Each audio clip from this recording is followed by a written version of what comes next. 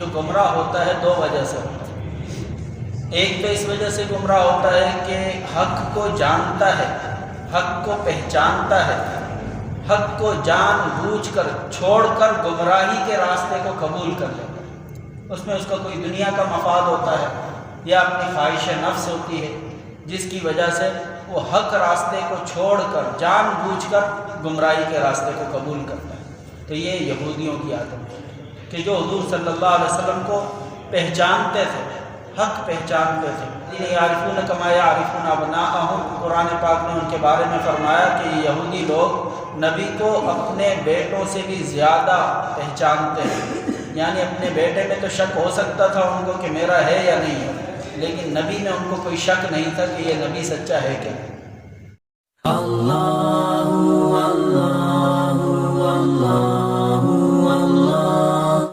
کے نام کی مدد سے شروع کرتا ہوں جو سب پر مہربان ہے، بہت مہربان ہے۔ الحمدللہ رب العالمین، تمام تعریفیں اس اللہ کے لیے ہیں جو سب جہانوں کو پالنے والا ہے۔ الرحمن الرحیم، جو سب پر مہربان ہے، بہت مہربان ہے۔ مالک یوم الدین، بدلے کے دن کا مالک ہے۔ ایاک نعبد و ایاک نستعین، خاص آپ کی ہم عبادت کرتے ہیں اور خاص آپ سے ہم مدد مانگتے ہیں۔ اہدنا الصراط المستقیم، چلا تو ہم کو سیدھے راستے پر۔ صراط الذین انعمت علیہم، ان لوگوں کے راستے پر چلا جن پر آپ نے انعام فرمایا۔ غیر المغضوب علیہم، نہ چلا ان کے راستے پر جن پر غضب نازل ہوا۔ ولا الضالین، اور نہ گمراہوں کے راستے پہ چلا۔ پچھلے ہفتے صراط الذین انعمت علیہم پر کچھ بات ہوئی تھی کہ ہم اللہ تعالیٰ سے جب سیدھا راستہ مانگتے ہیں تو اللہ تبارک و تعالیٰ نے ہمیں اس سیدھے راستے کا نشان بھی بتایا ہے کہ سیدھا راستہ تو ان لوگوں کا ہے جن پر اللہ نے انعام فرمایا ہے۔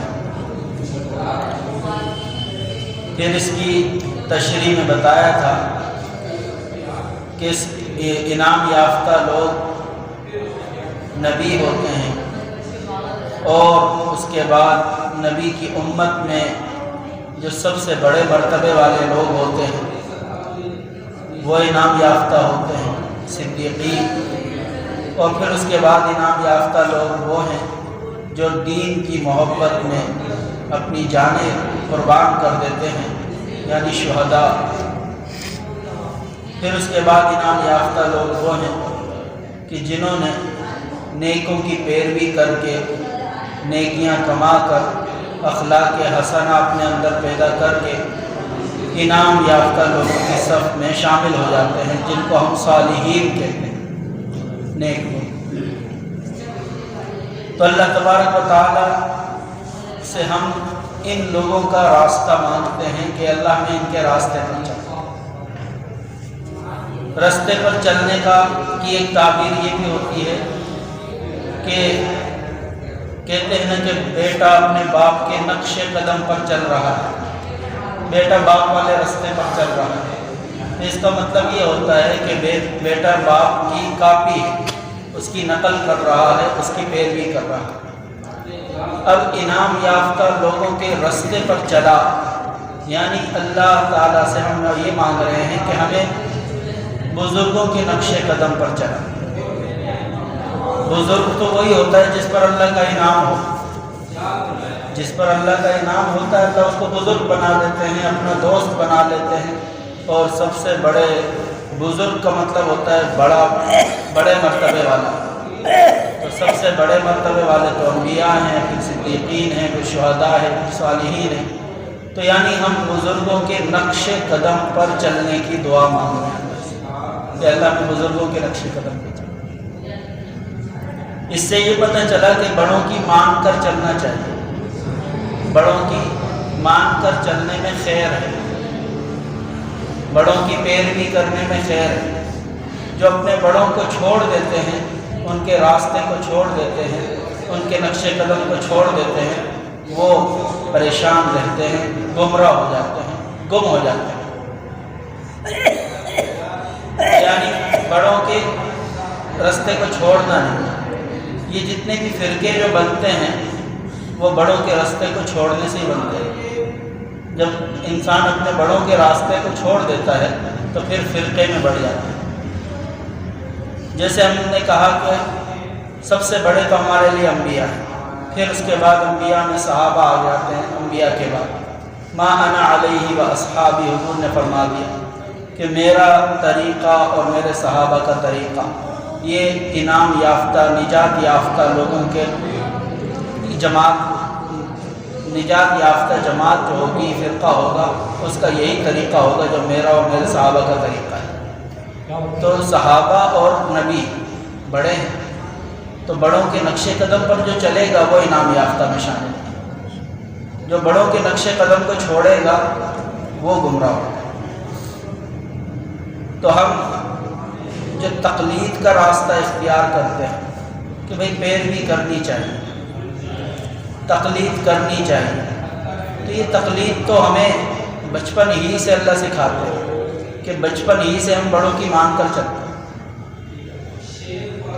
دنیا کے معاملات ہوں تو بھی تجربہ کار کو دیکھتے ہیں، بڑوں سے مشورہ کرتے ہیں، بوڑھوں سے مشورہ کرتے ہیں کہ انہوں نے دنیا دیکھی، ان کا تجربہ زیادہ ہے، تو دنیاوی معاملات میں ان کی پیروی کرتے ہیں، ان کی بات مانتے ہیں۔ دینی معاملات کے اندر بھی بڑوں کو دیکھ کر چلتے ہیں جو دین میں ہم سے آگے ہوں، اور وہ علماء کرام ہیں۔ پھر علماء کرام خود تقلید کر رہے ہیں کس کی؟ اپنے سے بڑے عالم کی، جس کو وہ قرآن و حدیث کا ماہر سمجھتے ہیں کہ وہ قرآن و حدیث کے ماہر لوگ تھے، جیسے حضرت امام ابو حنیفہ رحمۃ اللہ علیہ، امام احمد بن حنبل رحمۃ اللہ علیہ، امام شافعی رحمہ اللہ، امام مالک رحمۃ اللہ علیہ۔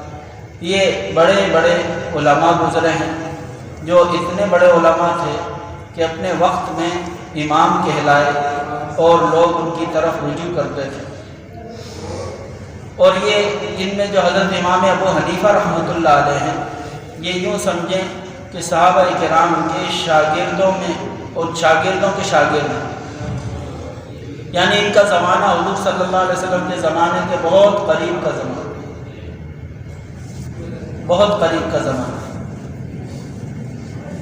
تو ہم جو فقہ حنفی پر چلتے ہیں، حضرت امام ابو حنیفہ رحمۃ اللہ علیہ کی تقلید کرتے ہیں، تو یہ صراط الذین انعمت علیہم پر ہی عمل کرتے ہیں کہ اللہ نے ہمیں یہ سکھایا کہ ان لوگوں کے راستے پر چلو جن پر اللہ کا انعام ہوا ہے۔ تو انعام یافتہ لوگ ہیں، ان میں حضرت امام ابو حنیفہ رحمۃ اللہ علیہ جو ہیں باقی تین ائمہ سے اونچے ہیں، کیونکہ وہ ان کے بھی استاد ہیں۔ امام ابو حنیفہ رحمۃ اللہ علیہ، حضرت امام شافعی رحمۃ اللہ علیہ تینوں سمجھے دادا استاد ہیں کہ ان کے شاگردوں کے شاگرد آتے ہیں امام شافعی رحمہ اللہ، امام احمد بن حنبل رحمۃ اللہ علیہ پھر امام شافعی رحمہ اللہ کے شاگرد ہیں، یعنی امام ابو حنیفہ رحمۃ اللہ علیہ کے پردادا استاد کہلائیں گے۔ تو فقہ حنفی کو اللہ تبارک و تعالی نے دنیا میں عروج عطا فرمایا کہ مسلمان خلیفہ جتنے گزرے ہیں تقریباً حضرت امام ابو حنیفہ رحمۃ اللہ علیہ کے بعد کے دور میں، تو سب فقہ حنفی پر عمل کرنے والے لوگ، حضرت ہارون رشید رحمۃ اللہ علیہ اور اس کے بعد جتنے خلفاء ہیں وہ سب فقہ حنفی کے مطابق چلنے والے لوگ۔ تو صراط الذین انعمت علیہم، انعام یافتہ لوگوں کے راستے پر چلنے کی دعا مانگو۔ قرآن پاک نے ہدایت کے لیے جو راستہ چنا ہے وہ کتاب اور سنت کے لفظ سے تعبیر نہیں کیا کہ کتاب کے راستے پر چلو، سنت کے راستے پر چلو، بلکہ بڑوں کے راستے پر چلو، انعام یافتہ لوگوں کے راستے پر چلو۔ یہ تعبیر اللہ تعالیٰ نے قرآن پاک میں اختیار فرمائی ہے۔ تو اس میں اشارہ ہے ہم لوگوں کے لیے کہ ہمیں اپنے بڑوں کے دامن کو تھام کر رکھنا چاہیے، بڑوں کے دامن کو چھوڑنا نہیں چاہیے۔ حضرت شیخ سعدی رحمۃ اللہ علیہ نے اپنا قصہ لکھا ہے ایک جگہ کہ میں ایک مرتبہ اپنے والد صاحب کے ساتھ کسی میلے میں گیا جہاں خریداری ہوتی تھی، بازار تھا، تو بھیڑ بہت زیادہ تھی، تو میں اپنے والد صاحب کے ساتھ تھا، ان کا دامن میرے ہاتھ میں تھا، وہ آگے آگے چل رہے تھے، پھر اچانک میرے ہاتھ سے ان کا دامن چھوٹ گیا، وہ آگے چلتے رہے، ان کا دھیان نہیں رہا اور میں گم ہو گیا، کافی پریشان ہو گیا اور ادھر ادھر گھومتا رہا پریشانی کی حالت میں۔ کافی دیر کے بعد جب والد صاحب نے مجھے دیکھا تو مجھے کہا کہ جو اپنے بڑوں کا دامن چھوڑ دیتا ہے وہ اسی طرح پریشان ہو جاتا ہے۔ بڑوں کے دامن کو چھوڑنا نہیں، کبھی بڑوں کے ساتھ جڑ کے رہے، پھر تم سیدھے راستے پہ چلتے ہو، پھر پریشانی نہیں آئی۔ تو غیر المغضوب علیہم، آگے اللہ تبارک و تعالیٰ نے ہمیں فرمایا کہ یہ بھی دعا مانگا کرو کہ اے اللہ تو ہمیں ان لوگوں کے نقش قدم پر نہ چلا جن پر غضب نازل ہوا ہے۔ اس کی تفسیر نبی پاک صلی اللہ علیہ وسلم نے ترمذی شریف میں فرمائی کہ مغضوب علیہم یہودی ہیں اور ضالین یہ عیسائی ہیں، کہ یہ دونوں سیدھے راستے سے بھٹکے ہوئے لوگ ہیں۔ انعمت علیہم والے لوگ نہیں ہیں، انعام یافتہ لوگوں میں نہیں ہیں، بلکہ ایک پر غضب نازل ہوا، دوسرے گمراہی کے راستے پر۔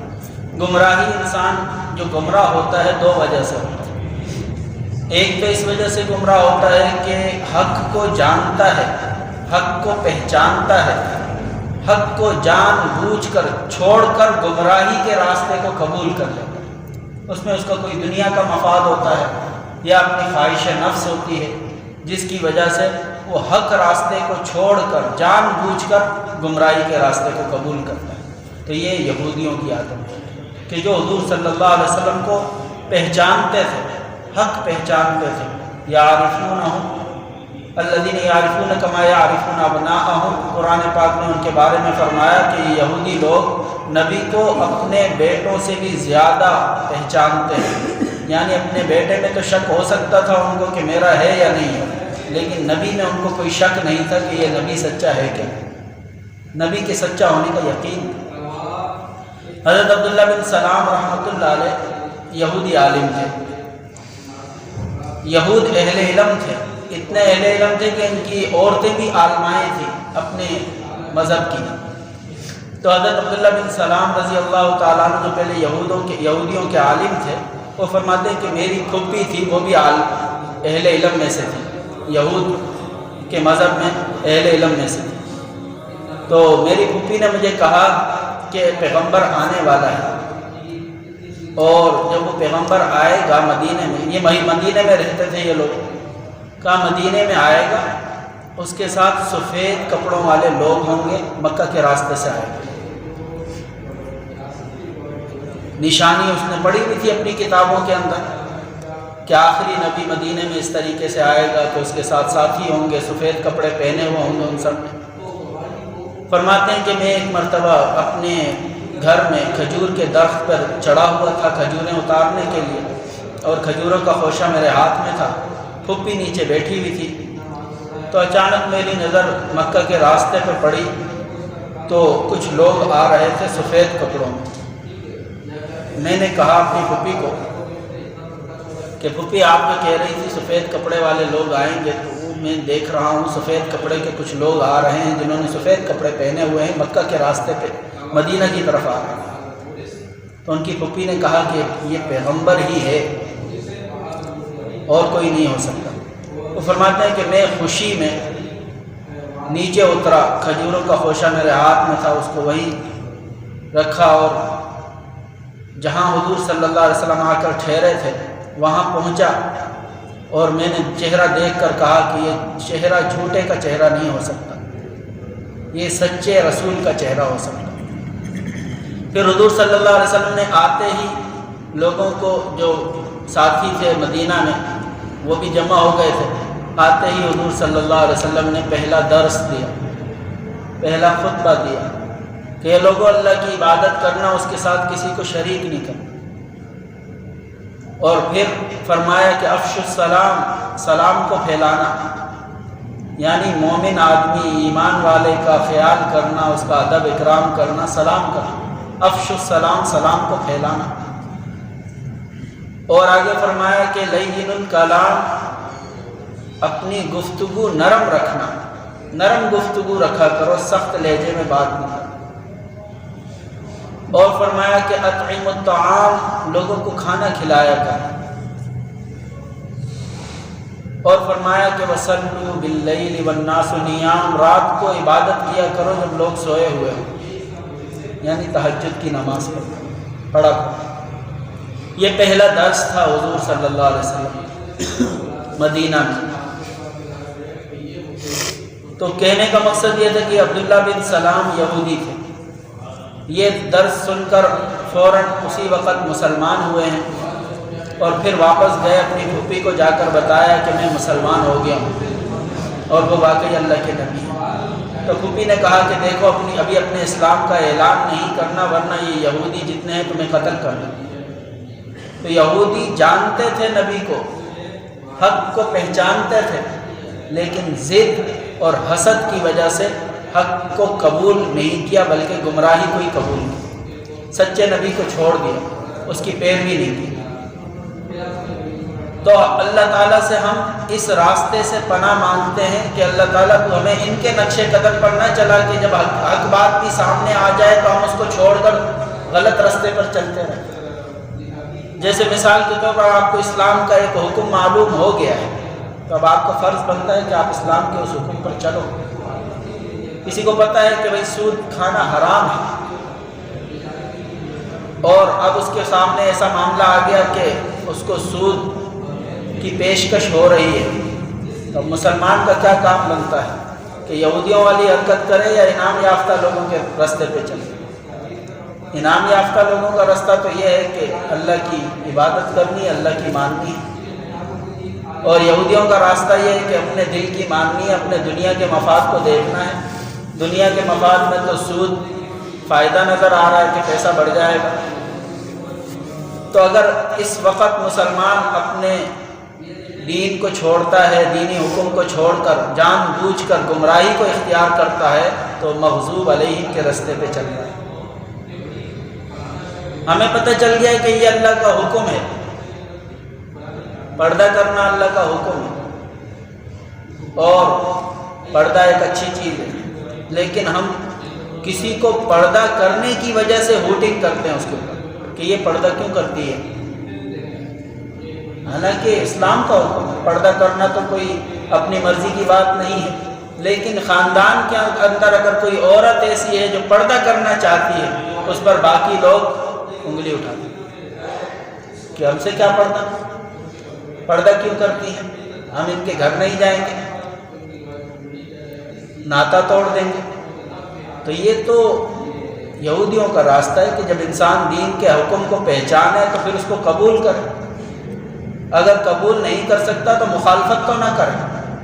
مخالفت کرنا یہ تو یہودیوں کا طریقہ تھا۔ تو گمراہی کا ایک راستہ یہ ہے کہ انسان حق بات کو پہچان بھی لے، پھر بھی حق بات کو چھوڑ کر گمراہی کے راستے کو اختیار کر لے، قبول کر لے، جو یہودیوں کی حالت ہے۔ اور گمراہی کا دوسرا راستہ یہ ہے کہ انسان غلط راستے پر چلے لا علمی کی وجہ سے، جہالت کی وجہ سے، کہ اس کے پاس علم ہی نہیں، جاہل تھا بیچارہ، نادانی تھی اس کے اندر، تو جان بوجھ کر وہ غلط راستے پہ نہیں چلا، نادانی کی وجہ سے چل پڑا۔ عیسائیوں کی یہ حالت تھی کہ وہ اپنے دین میں انہوں نے اپنے بڑوں کو وہ اختیار دے دیے جو اللہ کے اختیارات ہیں، حلال حرام کے اختیارات ہیں۔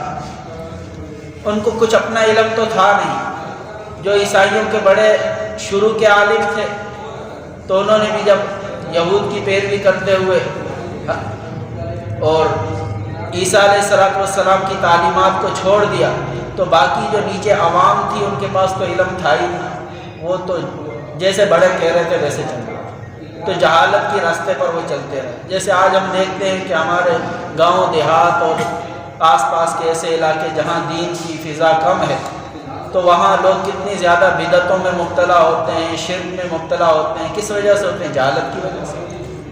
کتنے ہی لوگ ہوتے ہیں ان سے اگر ہم عقیدے کے حساب سے بات کریں، پوچھیں تو وہ عقیدے نہیں رکھتے جو غلط جماعت والے عقیدہ رکھتے ہوں گے، لیکن وہ چل رہے ان کے طریقے پر، انہی کے رستے پر ہیں، دیکھا دیکھی چل رہے ہیں، بس معلوم کچھ بھی نہیں۔